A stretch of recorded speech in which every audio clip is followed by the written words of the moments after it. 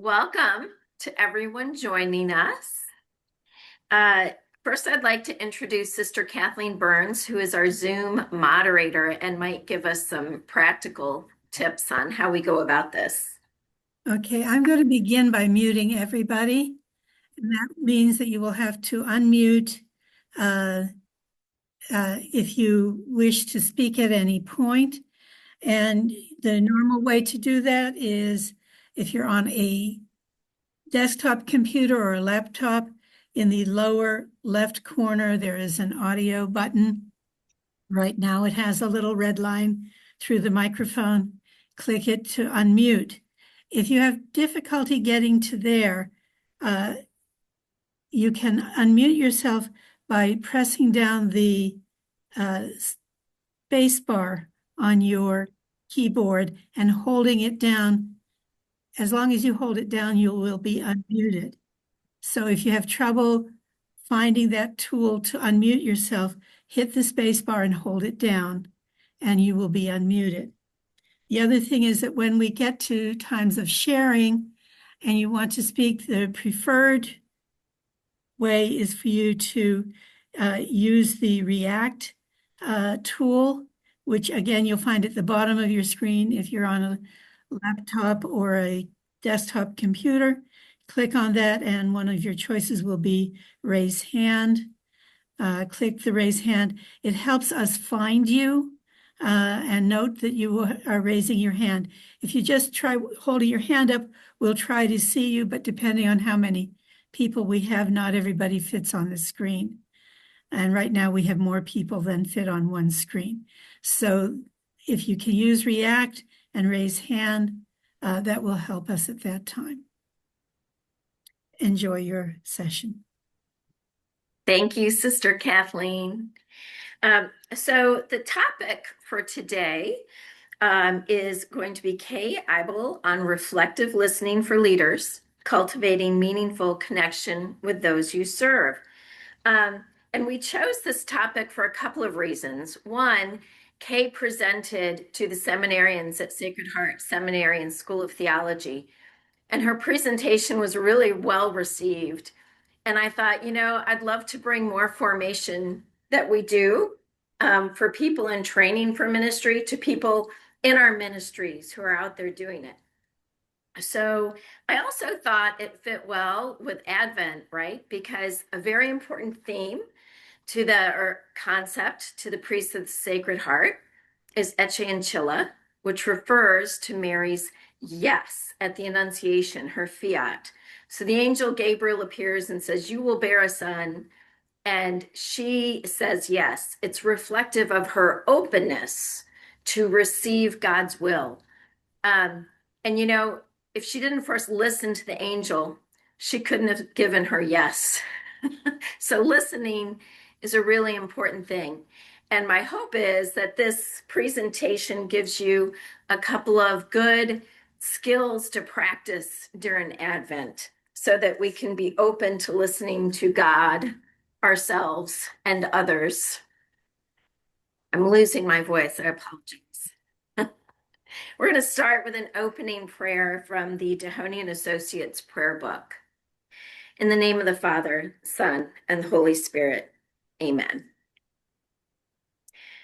Gracious God, from the arms of Mary you received your Son, presented in the temple, the first fruits of a life of complete oblation. Accept us too, so that, sanctified by Christ's offering, we may live in your presence for the salvation of our brothers and sisters. On Calvary, you joined a mother's compassion to the passion of your Son, so giving her a share in his sacrifice. With Mary's oblation, accept the offering of this day as a continuation in us of Christ's death and resurrection for the redemption of the world. Amen. Amen. So just a couple of words about our presenter, Kay. She earned her Master of Arts degree in clinical mental health counseling from Valparaiso University and majored in psychology and philosophy with a minor in religious studies at St. Norbert College in Wisconsin. She is a licensed professional counselor in the state of Wisconsin. And over the past decade, Kay has had the privilege of conducting hundreds of training workshops on motivational interviewing and listening skills.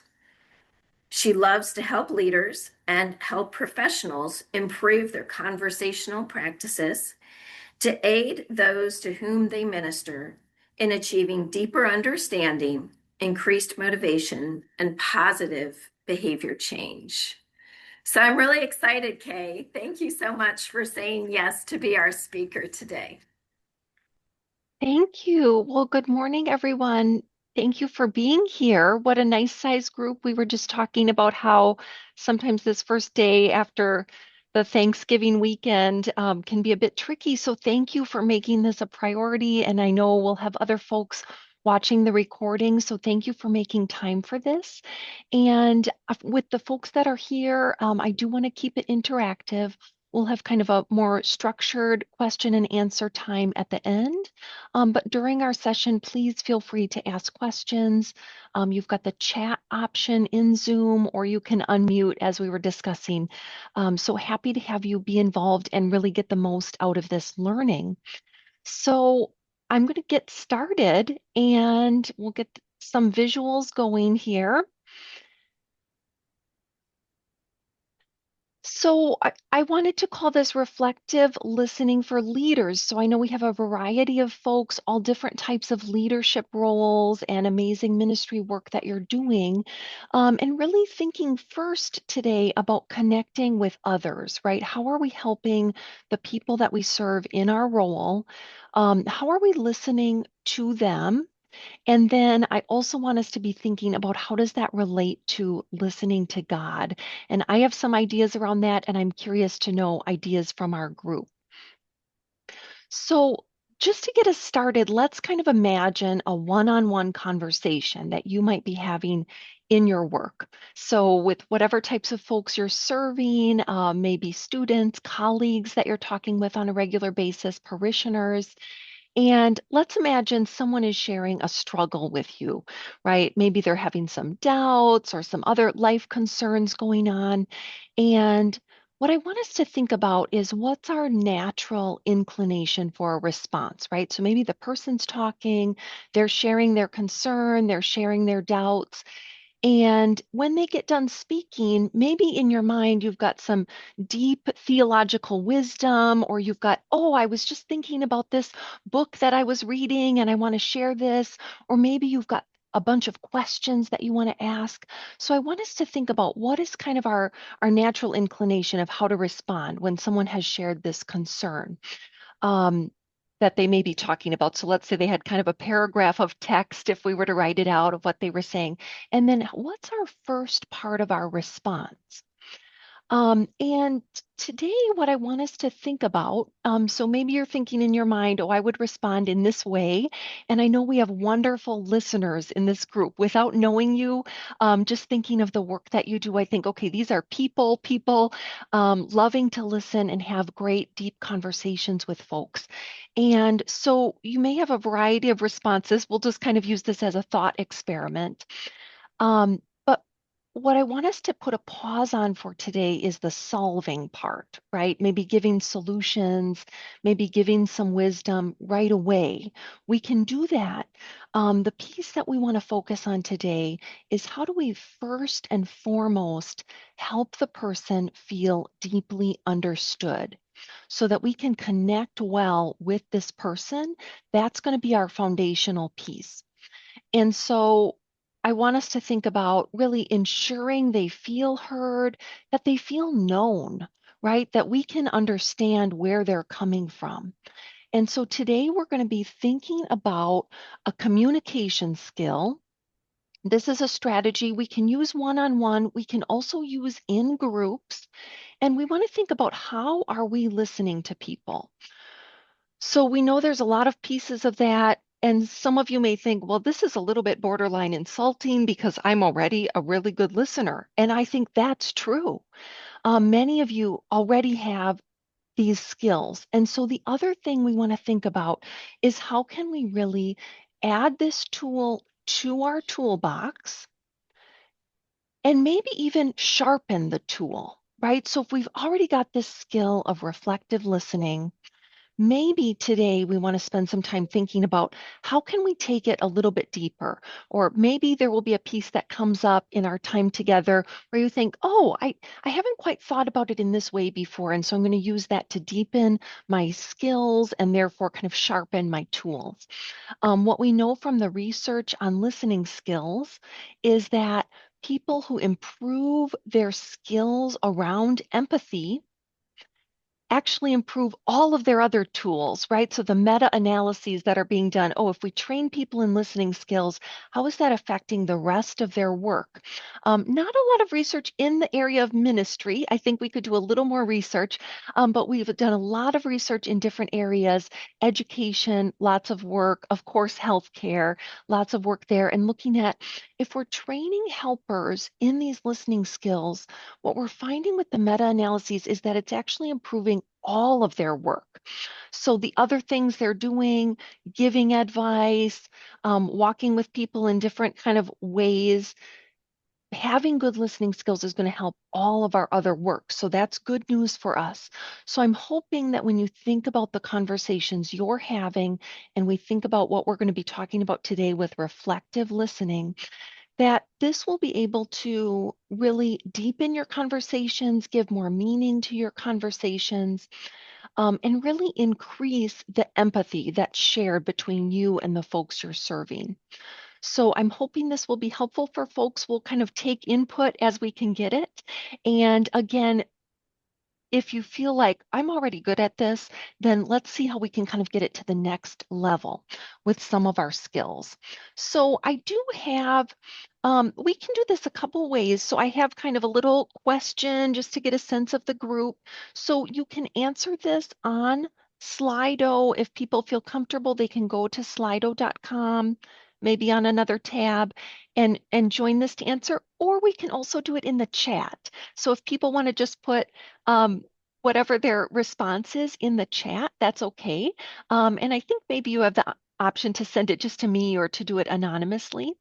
If you don't want to be tied with your answer, you're not sure. So my question, just to get us started, is which of these responses, now we're just taking a response out of context, which of these responses might show the most empathy? So we've got, I agree with you, you're in a tough spot, I hear you, and I have some ideas for you. Yeah, a couple people responding. I hear you. The tough spot one.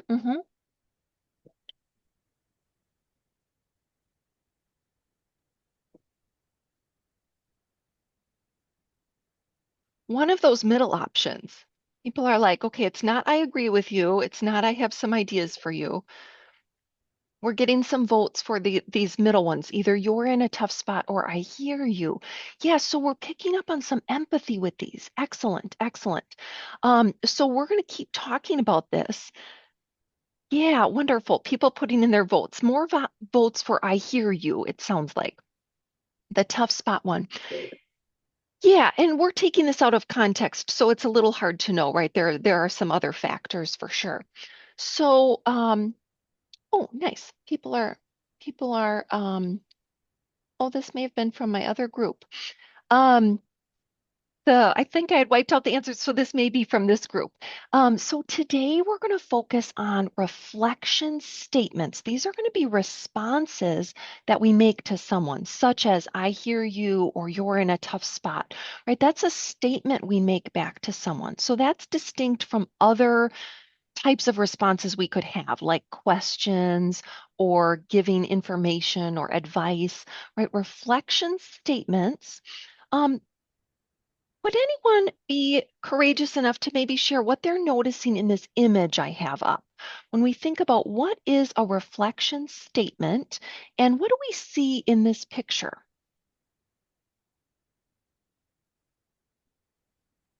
Raise your hand if you'd like to respond.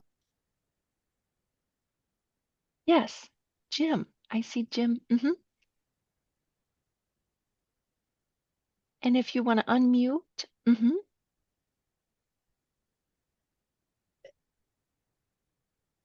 What's being reflected is not what's there. Mm-hmm. So perhaps there's more in this picture, more in the reflection than what's in front of the mirror. Yeah. And Mary said, I'm a queen. Okay, Mary knows something about chess. So she's like, this is what we have in the reflection.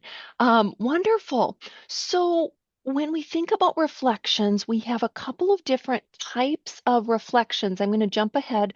We'll come back to my other images. So a simple reflection is going to stay close to what was said, right? So we're thinking about statements we say back to people.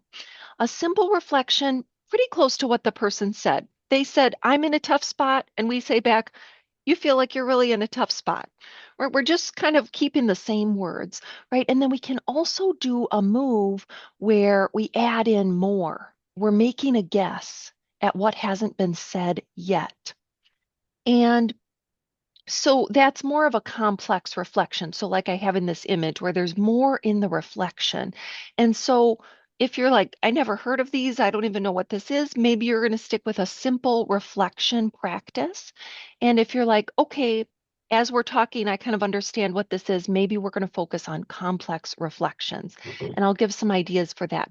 So, one of the purposes of a reflection statement is actually going to be to give some content, some meaning back to the person. So when I think about our multiple choice, I hear you give some information. I'm confirming that I heard the words. So if we think about a volley of a conversation, when someone speaks something to us, we hear it. And if I say, I hear you, that lets the person know that here in arrow 2 of the conversation, everything went okay, right? From what they said to my ears, things were going just fine. What we want to start to think about is the meaning piece, right? And so we're just kind of slowing this down with this image that I have. So behind what people say, they have a meaning, right? And we know we work with all different types of folks, right? So some folks are people of few words, or they don't quite have the same vocabulary that we do. And so there might be a whole lot of meaning behind what they said that isn't even part of the words they spoke, right? So there might be meaning. And then we hear it and we take it in through our own mind and we make a meaning of what they said, right? And one of the purposes of our reflection statement is going to be to tie back and check in. Is the meaning that I understood the same meaning that you actually have? So I'm doing a check in. So if I say back to someone, so arguably the correct answer of our multiple choice, for those of you who are like, what is the correct answer, Kay? The arguably the what we would say with good listening skills is the best answer is giving back some content. And the content of what the person said would be saying, you're in a tough spot. Because I'm not just saying that I heard you, I'm showing that I heard you by giving you back a little piece of meaning. And I'm checking in with a statement. And my voice is going to stay down at the end. You're in a tough spot, right? We don't want to get into too many questions with our voice going up, right? You're in a tough spot. We sound a little bit hesitant. It doesn't flow as naturally, doesn't feel as natural. You're in a tough spot, right? With my voice down, I'm making a statement. And maybe the person's going to say, no, I don't feel like I'm in a tough spot. I feel like I'm in a hopeful spot. Okay, that'd be good information for us to have. If the conversation continues and if we happen to be a little bit off with our guess, that's okay. We're going to find out as the conversation continues beyond this one volley that I have up on the image. So we've got these types of reflection statements we can make back to people. We know we have other things we can do. We can also ask questions. Sometimes people are in my training and they're like, what about if I want to ask a question? You can. What we find with a lot of helpers and perhaps ministers, educators, all different types of folks working with people is we're pretty good at asking questions. We have a lot of good questions we can ask. And so we're not going to practice that skill today. We're going to practice this other skill that sometimes is a little bit not quite as strong as our question muscle. And so we want to strengthen this reflective listening so we can have a balance in a conversation, reflecting back what the person said and asking questions. A balance. Beginning level listeners are going to have a 1-to-1 ratio, one reflection to one question while the person is talking. More advanced folks are going to have 2 or 3 reflections to every one question they ask.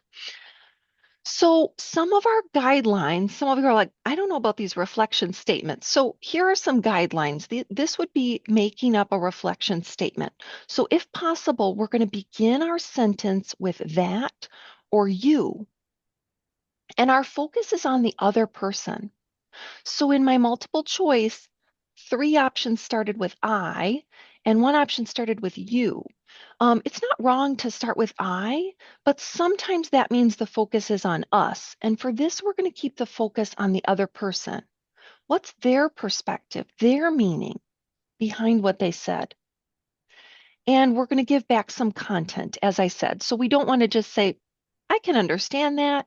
I hear you. Those things are not wrong. Those are nice things to say. They're not going to be counted as true reflection statements because actually what they're doing is giving information. I heard you. My ears are working. I heard you. If we want to give back and go a little deeper in our conversation, we're going to give back some meaning, right? I heard that you are in a tough spot. I can cushion it like that if I want. What it sounds like is you're in a tough spot, right? So we're going to do a little practicing around this and a little thinking of some examples.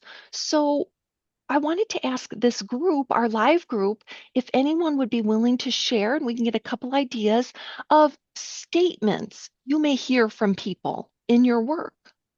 What things are people saying to you? Maybe just like a sentence or two that you might hear from someone, a colleague that you're talking with, a parishioner. What types of things are you hearing in your work? Let's get a couple statements and we're going to think about how might we reflectively listen to what this person is saying.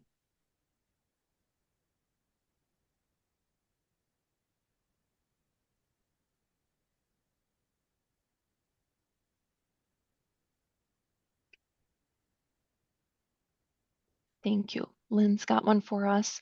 My friend is very sick with cancer. We'll see if we can get a couple more options.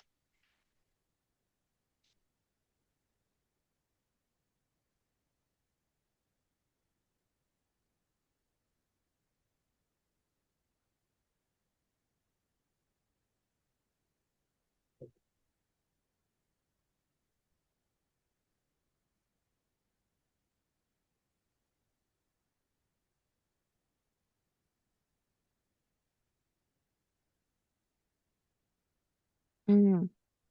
I don't know how I will accomplish everything on my to-do list.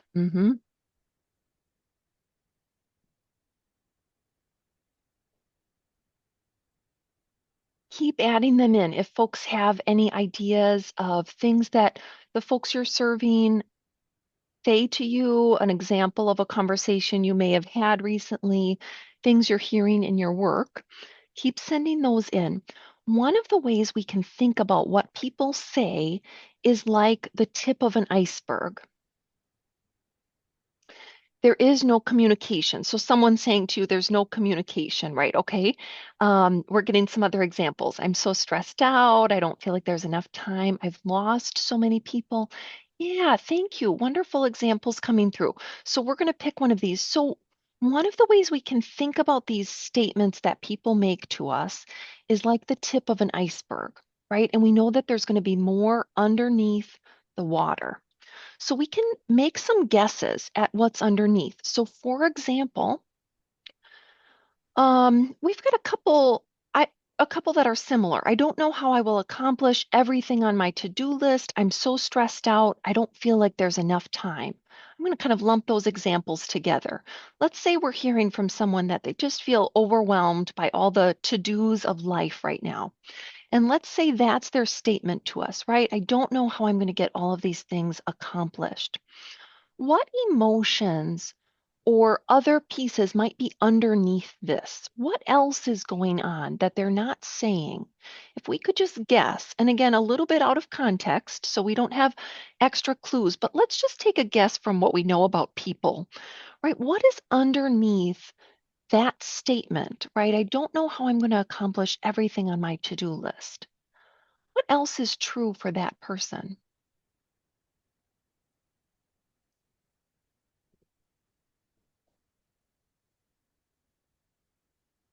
I am stressed. That's for sure underneath. A feeling of stress for sure. A wish for more support. Worry, shame. Going kind of deep on the iceberg. We can imagine how worry or shame is like feeling kind of deeper, right? If we guess at that, that's kind of deepening. Some anxious feelings, some anxiety.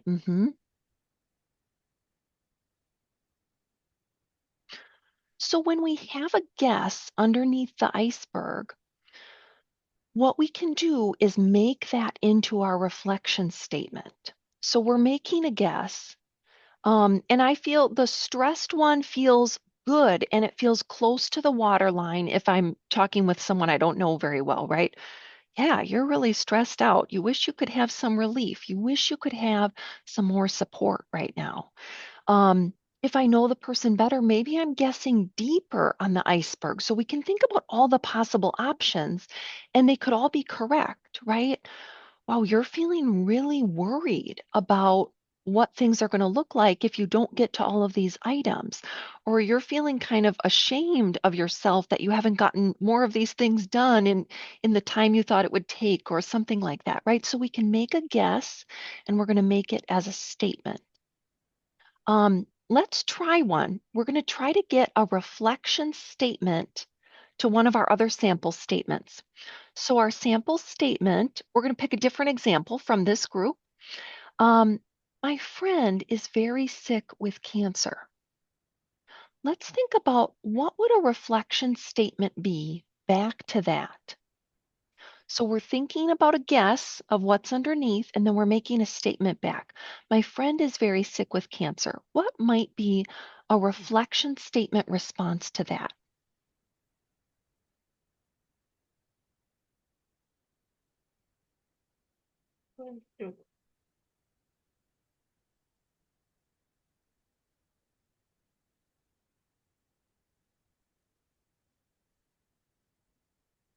Did I hear somebody, or maybe somebody it feels brave enough to kind of send one in the chat? A reflection response. Stop sharing so people can see me. Hi, it's Selena from Art Related Guadalupe. How are you? Hi, Selena. Yes, I saw your email and I'm going to follow up with you shortly. I'm just working through other emails. Oh, okay, that's fine. And I So can I'll give you a call if I have any questions, okay? Okay, and then I put my cell phone number in there, so I'm not just sure in case I'm away from if my we desk, can you can just mute call it me if mute there. that. ready. I don't look, it doesn't look like I can Thank mute you. from my end. No problem. Bye-bye. Please unmute again. Okay. Oh, yes. Very good. Okay. Thank you so much. I know that happens sometimes to me too, when I think I'm on mute and not. Yeah. So, we've got a couple options coming in through the chat. Wonderful. Just so I can see these better. So we're trying to come up with a reflection response to my friend is very sick with cancer, right? And we're going to try and focus on the experience of the person who's sharing this with us, right? And so we've got a couple great responses coming in. That must make you feel sad or helpless. We're going to guess. And Mary, that's wonderful. So Mary's going deeper by guessing at an emotion, right? That makes you feel sad. That makes you feel helpless, right? You've got this friend in this situation. You're feeling kind of helpless. That's a deeper move, right? A more advanced move to add in an emotion that wasn't stated, but it sounds like a pretty good guess, right? That feels accurate. I'm so sorry. You must feel helpless. Wonderful. So a few people picking up on that deeper response. That must be heavy to carry. Oh, here's a metaphor. Jessica's going deeper with a metaphor usage. And then following up with a question. And Jessica, that's a nice way to do it. So we can have a reflection. We can wait for the person to respond if we want, and then ask a question, or we can just bundle them. If we feel comfortable and we're like, I still have my question I want to ask, I'm going to first reflect and then ask my question. Very nice. Okay, and we've got a question. Yeah, yeah. Okay, so I love how you're thinking about the nuances. So we're asking about the word must, like you must feel helpless.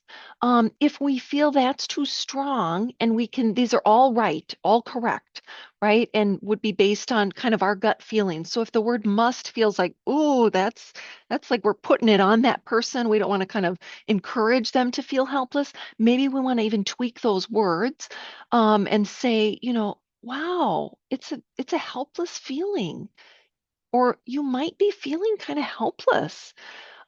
Maybe we say it tentatively. It sounds like you could be feeling helpless at this point in time, right? Since you got this news and you're not sure what's your next step is or how to help. Um, yeah, even just saying you're not sure how to help. So there's many options we could play around with.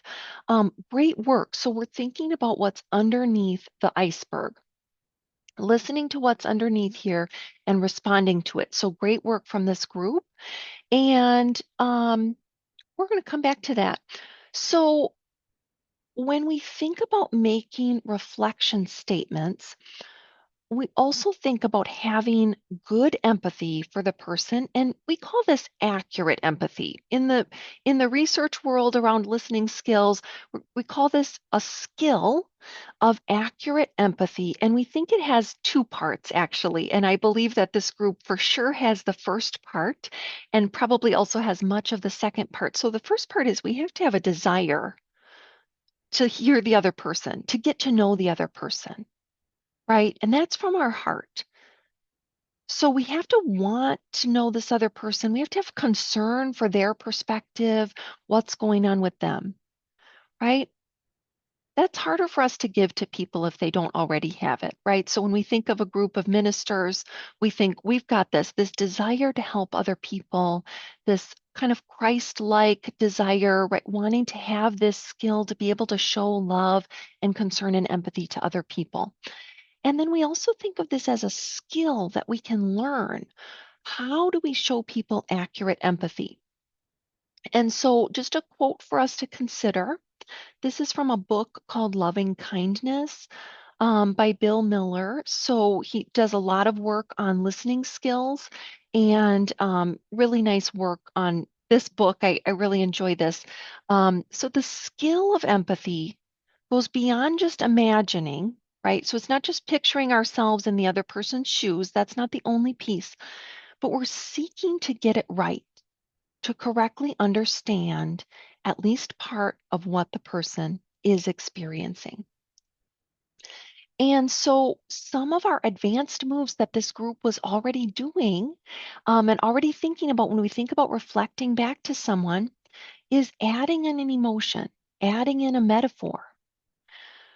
The other things we can do are we can take off any cushion words that we might feel like we want to use. So if we're more advanced with reflection statements, we would start with you or that. We're not going to start with it sounds like or it seems like. Those are not wrong. If we're using those too much, it starts to sound a little odd in our conversations, right? If I start every reflection with it sounds like this, that sounds a little odd and less authentic than if I'm saying you're really in this spot, right? We can also make it two part. So when we're reflecting back, we can say, "Wow, on one hand, you feel helpless, and at the same time, you're trying to think of ideas of how you can help your friend. Maybe I'm giving two parts to the response, and of course, I'm going to end on the side where I want to go, right? In the conversation, where I want to guide the conversation. So I'm going to end on the more positive part, right? On one hand, you're in a really tough spot. You've got this friend and you're feeling kind of helpless. And at the same time, you're trying to find some ideas of what is going to help your friend feel better in this tough spot, right? And then we're going to end on that and we're going to start talking more as the conversation continues about what ideas, what things would be helpful, what actions can be taken, etc., what's going to help the friend, what's going to help the person we're talking with. So let's go back to, wanted to show the advanced moves since this group was already sort of advanced. So thinking about purposes of reflection statements. So we've been talking about this. Okay, we're making statements back to people. I want to know from this group, what ideas do you have about why would we be focusing on reflection statements? And why did Monica bring this lady Kay to talk about reflective listening? What's the point of this? What's the purpose? And I've got some ideas, but I'd love to hear yours first, right? Focusing on you. What are some ideas of what are the purposes that reflection statements may serve?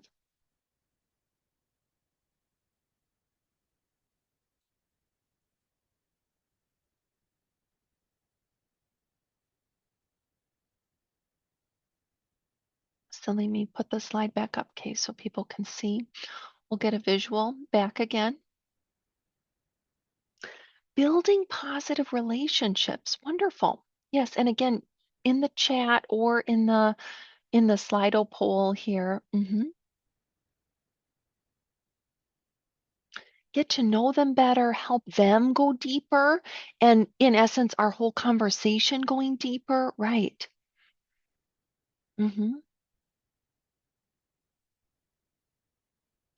More supportive relationships, genuine relationships.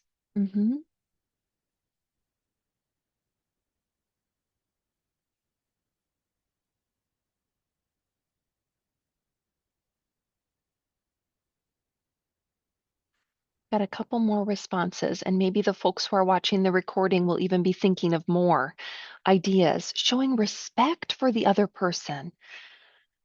Yeah, be a conduit for God's love. Really, really, when we think about accurate empathy, we think about love, right? How are we connecting with this person on a really deep level? hmm Yeah, wonderful. And people might keep asking, keep answering, keep giving some ideas. So some of the purposes we think about when we think about listening skills and having this reflective statement ability, right? I'm going to make a statement back to you to show I heard you before I ask a question. So for sure we're connecting with the meaning, right? We want to get it right. That's how we're showing our accurate empathy, is like, really, does my interpretation of what you said actually agree with your actual meaning? Showing we understand them, that's our deeper connection. We also find that if we're asking too many questions in a row, people can kind of get a little defensive. And so one of the ways that we balance that out and help people stay connected and not feel defensive is by adding in reflections, right? We don't want it to feel like we're just going question, question, question, um, all in a row without then balancing it out with some reflections in there. Oh, you're this. I heard what you said. This is what I heard. Here's the content of what I heard. So we can have less defensiveness, right? Which really to us means more connection. And all of you are picking up on that from your responses. So we want to get good at this skill. Again, thinking of accurate empathy, the importance of this, how are we really showing people, oh, yeah, I can see that from your perspective. And then after we're connected and as we continue connecting, then we can share our other pieces, right? Our advice, asking more questions, getting some ideas going, etc. However, the conversation may go. First and foremost, we're going to connect. One piece that I have been thinking about as I prepped for this group is the piece of values. So when we're making a reflection statement, we're focused on the other person's perspective. And so therefore, we're focused also on their values, right? Which may or may not be the same as our values. They may be similar, but maybe the person has some different values, right? Maybe they're sharing about something that's challenging from their perspective, and they don't see it the same way as you do. And so we have to have a few pieces for this, right? We need to have an awareness of our own values and what might get in the way of us understanding someone else's meaning. And so here's where we're going to start to move into how do we connect this with listening to God, right? How are we able to kind of set aside, in a bit of a way, set aside our own values and focus on the values of the other, right? So perhaps this is something we can consider, right? And how do we balance this out? It's okay for us to have our own ideas, but the way I think about it is kind of like putting them on the back burner, right? Okay, so I've got this idea. I'm talking with an individual. Let's say we're talking person to person, and I have a perspective on what they're saying. So I'm going to keep that kind of on the back burner. But the first thing I'm going to do is show that I'm understanding them and their perspective, right? And then maybe later I'm going to bring in this idea that I had from my own perspective. But first and foremost, we're going to focus on their values. So, one of our advanced moves is to add in metaphors. And I did want to kind of get some ideas of metaphors that you may already use when you're doing reflective listening. So we had a wonderful example that must be heavy to carry. There's a metaphor for us from our group. So we're listening to someone and we're saying that must be heavy to carry. And then we can imagine in a conversation how later we might use the same metaphor to think about it being less heavy, right? How can we relieve some of that burden? What are other metaphors that you may think of? Maybe that you use when you're talking with people.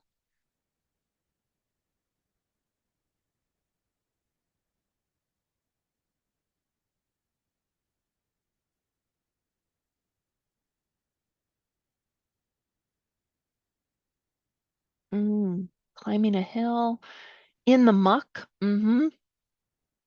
That's a great visual.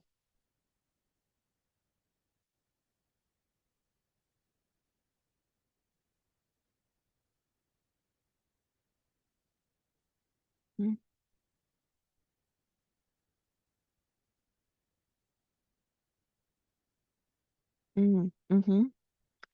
Ups and downs, thinking of a path that kind of goes like that in the thick of it.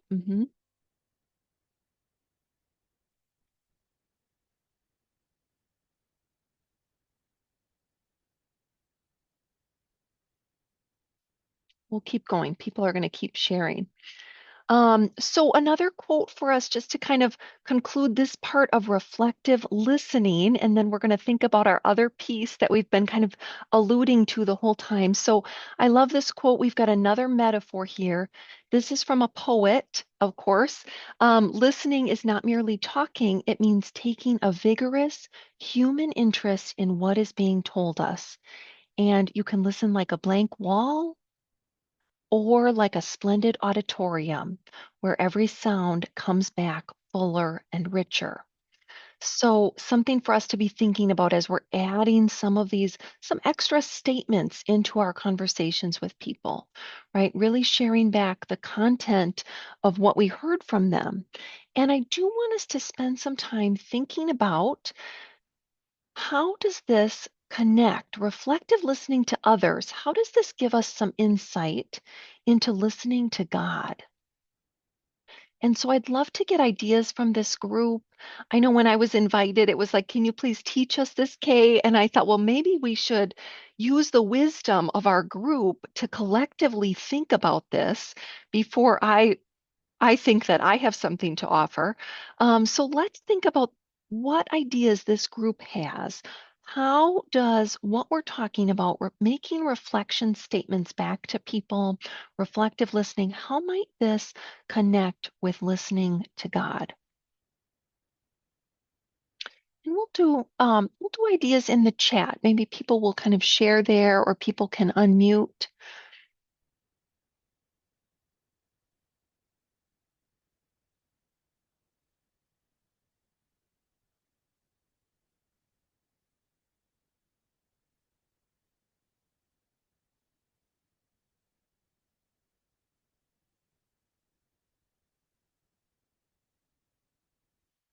So any ideas that are coming up, and people can unmute and share or share in the chat, how this may connect, give us some insight into listening to God, listening more reflectively to God.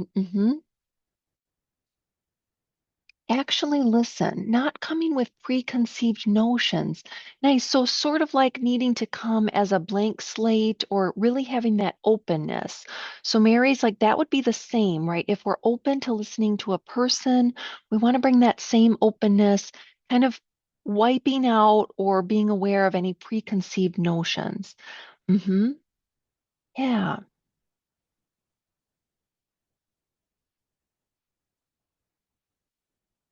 We'll see if we can get a few more ideas. Yeah, how might this connect? Any pieces that you've picked up on from thinking about reflection statements to others?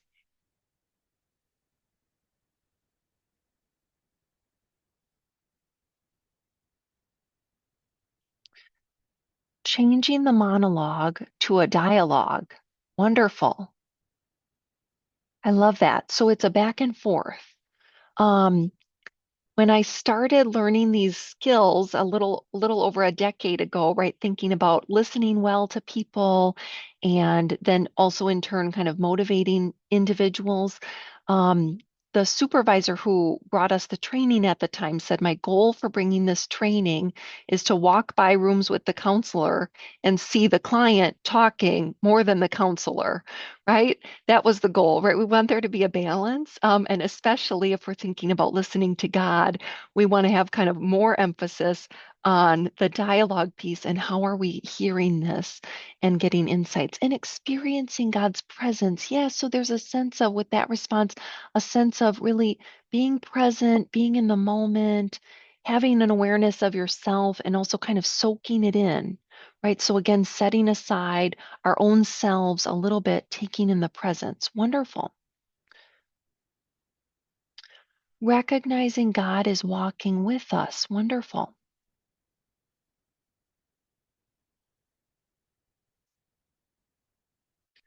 So we've got some great ideas and maybe more ideas that people are like, I'm going to keep this to myself.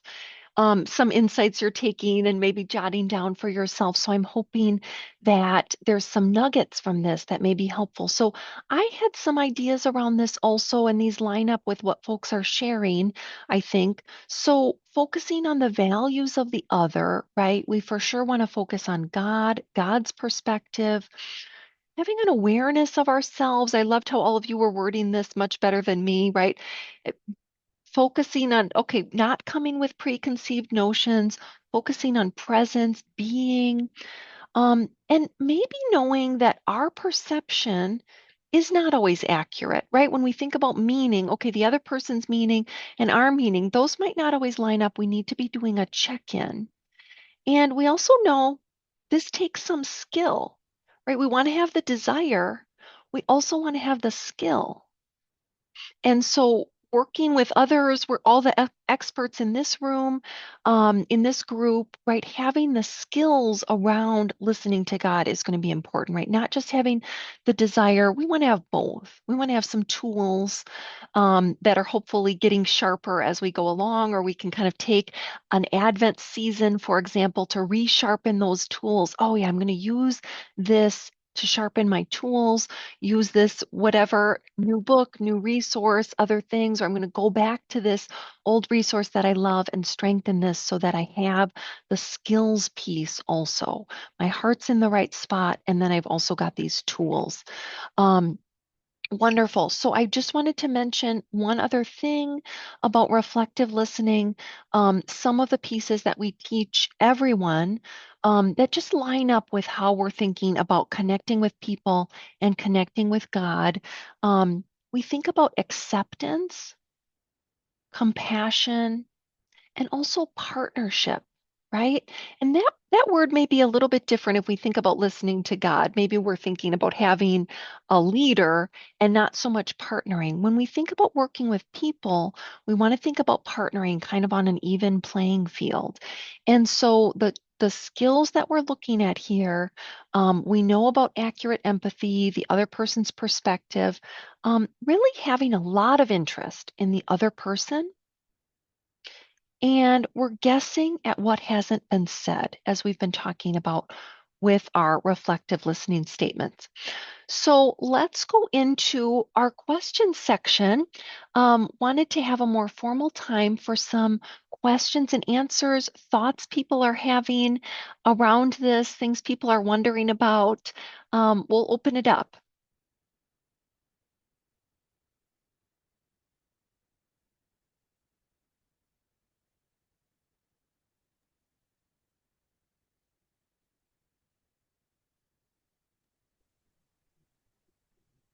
Well, I'll start with a question.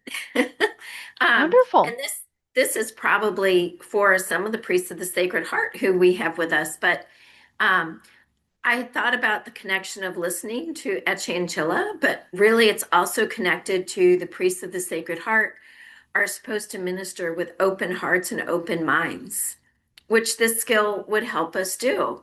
Um, so I'm kind of curious if the priests of the Sacred Heart who are with us, um, did you have any sort of formation around listening when you were getting prepared for ministry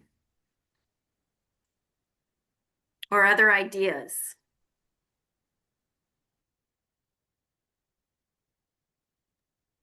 Brother Jim? Yes, when I was in theology at Sacred Heart Monastery, we drove over to St. Francis once a week for a course by Father Marty Eibl, who was a licensed psychologist. And he taught us a course in pastoral counseling.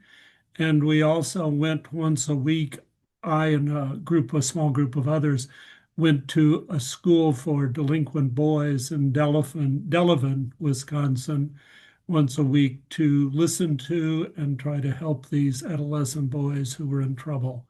So those were the two main factors that we received. And when we had a course in hearing confessions, the sacrament of reconciliation, uh, Father Jim Steffes, would pretend to be different kinds of penitents, and then he would ask us to respond on the moment to them, and the whole class would then critique your response. Mm. Wonderful. So really getting some learning around it and then having some practice, really real life practice, maybe even role play type practice. And when we were practicing, it's a little bit slowed down, right? People are typing in the chat, oh, I'm going to type a nice response. And of course, we want to be doing this in real time also as we're practicing. Wonderful. Really getting responses to people and if we can, getting some feedback on that, right? Maybe there's even some of you who know each other and it's like, oh, let's try this in our conversation. Maybe we can intentionally try it. Some folks like to try this with family members or close friends, right? I'm just going to try and have a really good, accurate empathy conversation, right? And maybe I can get 3 or 4 reflections with only 2 questions, type of things. So wonderful. Thank you for sharing.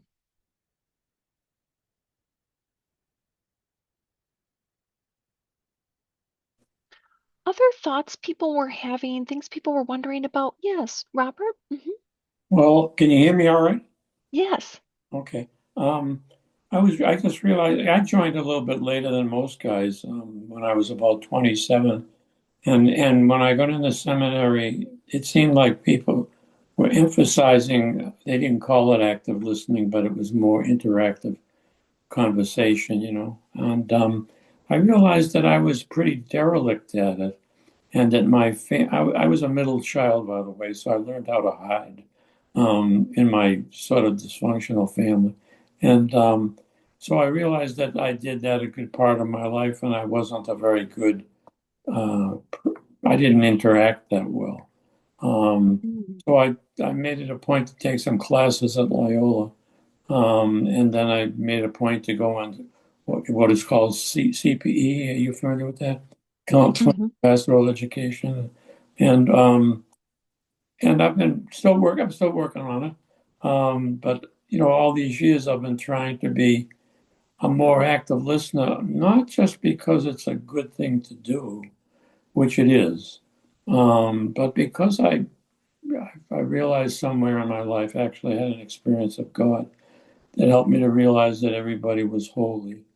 and everybody was worthy of love and reflection. It wasn't just a patronizing type of engagement. So I wanted to love them and respect them as I felt loved and respected.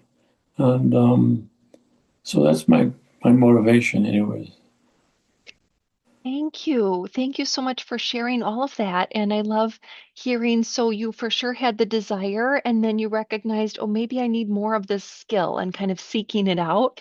And your beautiful, humble attitude of still learning, still working on this. Yes. The same thing Bill Miller would say when I was sharing the quote from his book on loving kindness, right? He's like, I'm still working on this listening skill. And it's like he's been researching this for 50 years. So beautiful. Researching and teaching. Yeah, yeah. So someone's asking, what about body language? Right. So today we've been focusing on the verbal responses, right? How are we verbally responding to someone? Not just nodding, which is good to do, not just what we would call a minimal encourager of mm-hmm, uh-huh.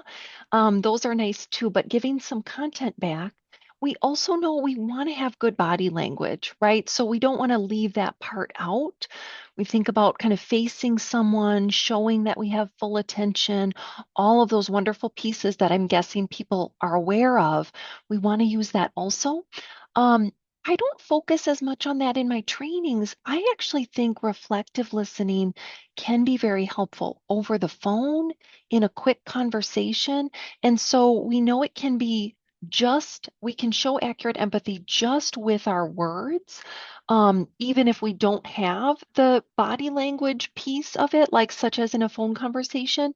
So we really want to focus on strengthening that for people. Um, Good question. Is there a time when reflective listening turns into enabling the person? Interesting. So sometimes people, I'm not sure if this is tied in with this question, this great question. So sometimes people think, okay, if I'm guessing at their meaning, does that mean I also agree with their meaning?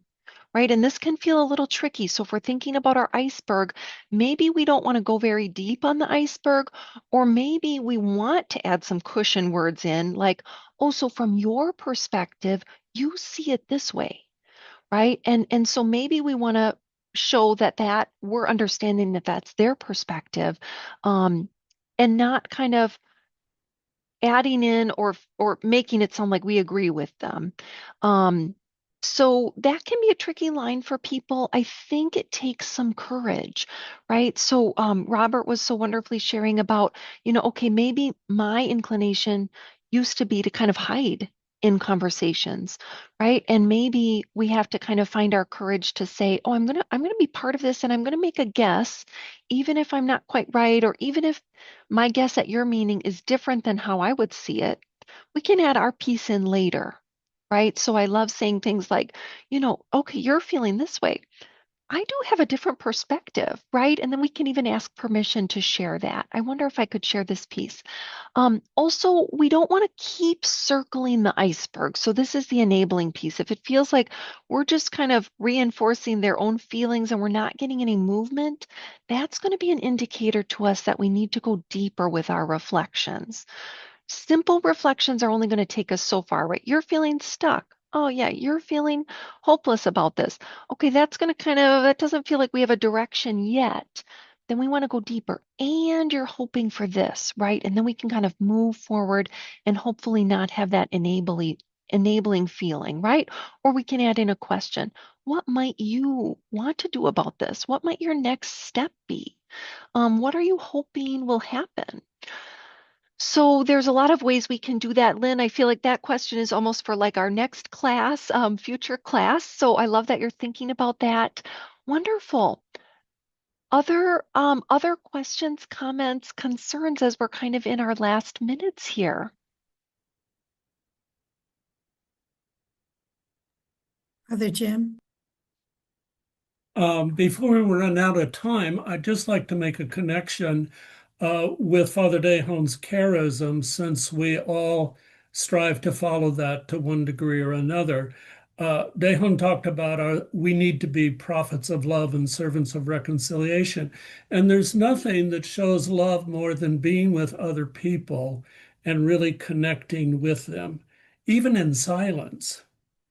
You see older married couples who just love to sit together and they don't talk, but if there's an intimacy there. And when you really connect to people's ideas, the plight in life, or their joy in life, you connect to their feelings, you're showing an enormous amount of love and reconciling, creating a link, a reconciliation between you and within them. Sometimes they don't even know what they're feeling until they start talking, or they don't know the extent of what they're thinking till they talk. And some people during Lent and Advent like to do some kind of an ascetical thing. And having done therapy for 35 years, there is nothing more ascetical than putting yourself aside totally for the sake of the other. It's an oblation. It's a total oblation of self to the other, for the other. And it's a great spiritual exercise. I call it God moments. Wonderful. Thank you for that tie-in, wrapping it up perfectly. Beautiful. All right. And with that, we probably should wrap up. Thank you, Kay, very much for your presentation today. That was really wonderful. And thank you, Sister Kathleen, for being our moderator. I'd like to thank the SCJs who attended, but also all the SCJs because they support formation like this for their collaborators, which is very nice and appreciated. And I'd also like to thank everyone who came and listened and participated today. And I wish you all a really wonderfully blessed Advent.